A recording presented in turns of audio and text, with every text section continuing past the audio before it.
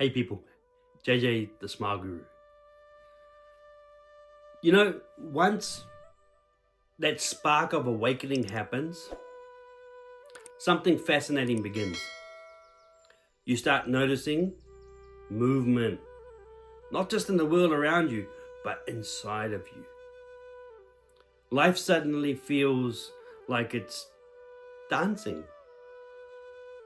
sometimes gracefully and sometimes like a toddler. It's like a child with too much sugar. But this dance, the dance of creation, is what keeps the whole universe alive.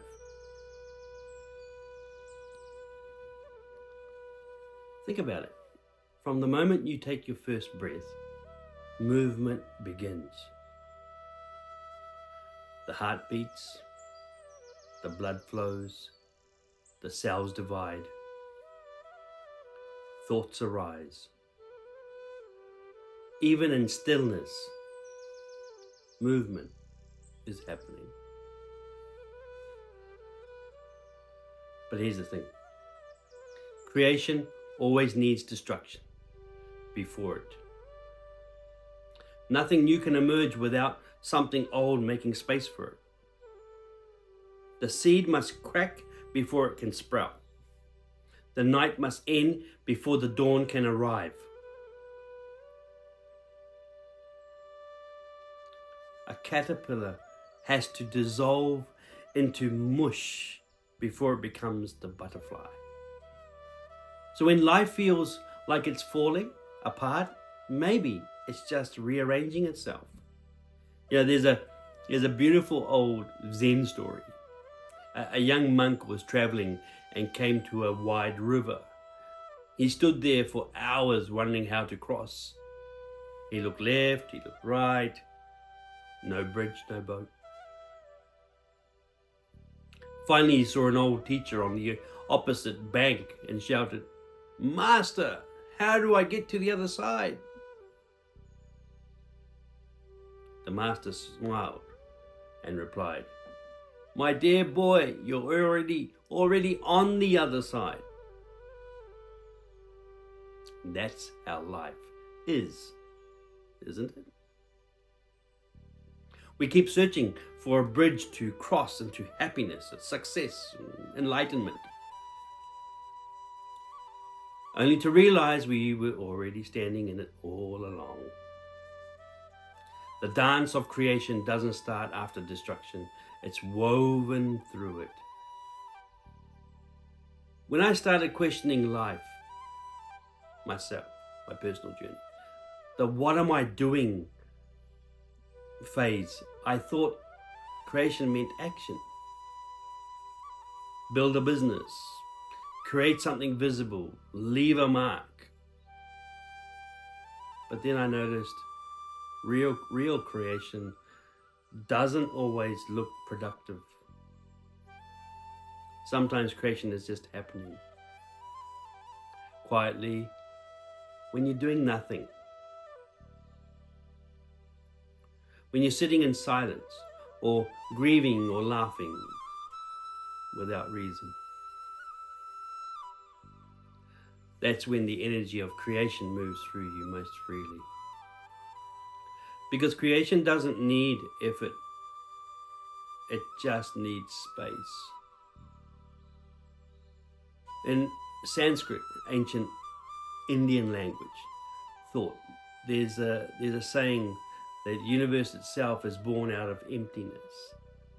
From nothing came everything. From silence came sound. From stillness came movement. It's the cosmic rhythm, a pulse that keeps expanding and contracting like breathing.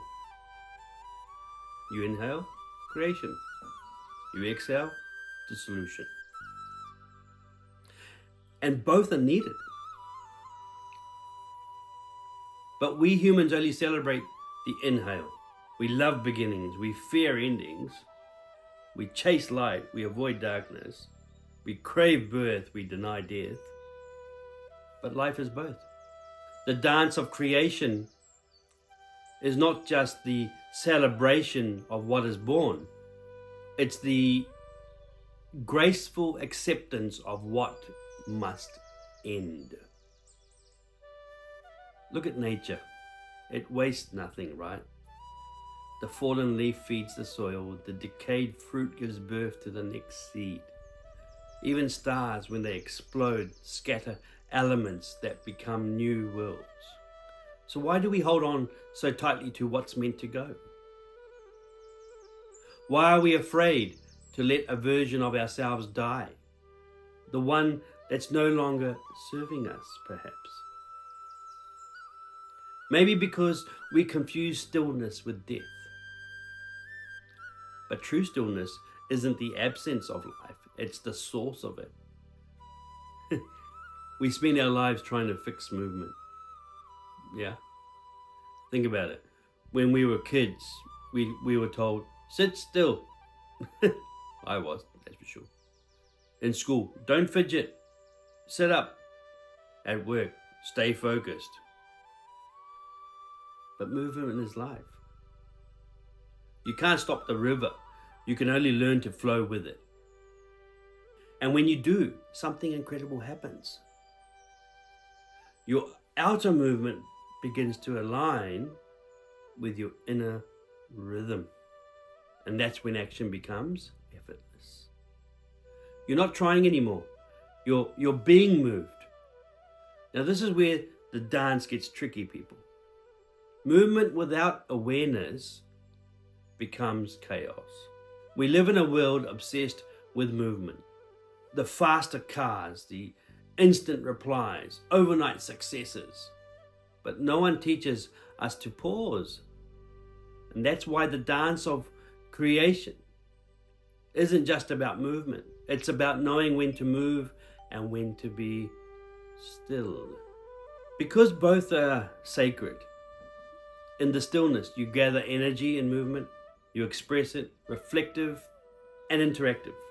Ask yourself right now, people, where in your life are you forcing movement that's not meant to happen? Where are you holding stillness that's asking to move? When we align our movement with awareness, that's Dharma. Not religion, not dogma, but the natural rhythm that keeps everything in balance. It's the same law that makes the tides rise, the flowers bloom, and your heart beat without asking your permission. Once a student asked his master, "Why is life so difficult?" The master replied, "Because you think it should be easy." Simple as that. Movement is not meant to be comfortable. It's meant to be transformative. When the wave hits the shore, it doesn't complain. It simply returns to the ocean. So maybe we stop asking life to be easy and start asking it to be real. Creation isn't something you do. It's something that happens through you. You are the dance floor and the dancer. You are the silence and the song. And every moment of your life, the laughter, the heartbreak, the waiting, the becoming, is part of that cosmic choreography. You don't have to learn the steps. You just have to surrender to the rhythm. So if before was about awakening, our before chat, to who you are, this one is about realizing what you already are a part of. You're not separate from creation, people. You are creation in motion. And when you see that clearly, you stop trying to control the dance and start dancing with existence itself. Because, my friend, the universe isn't watching you dance. It is dancing as you. Until next time.